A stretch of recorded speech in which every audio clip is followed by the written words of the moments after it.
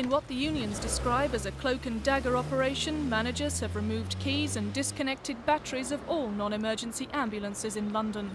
The move follows a demonstration just before Christmas when the capital's suspended ambulance crews took the non-emergency vehicles and blockaded Parliament Square. Their protest finished at ambulance headquarters at Waterloo, where senior managers secured themselves in the building.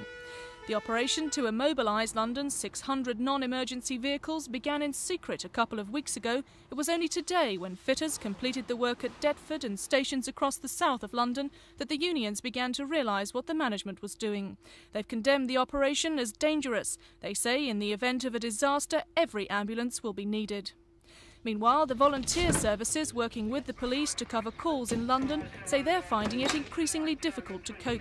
When the dispute began, there were 10 St John's ambulances on the road during the day, more than 20 during the night. Today, this is the only St John crew covering the capital. There was a great feeling of pushing ourselves to start with. Nobody realised how long the dispute would go on and the sort of demands that would be made upon us. So therefore, it's a matter of pacing ourselves now. Instead of going out night after night, as some people were doing initially, we've now got to space it out more often. Obviously, as folks' annual leave runs out and they can no longer go sick and things like that, it becomes impractical to provide full-time cover all the time, during the daytime.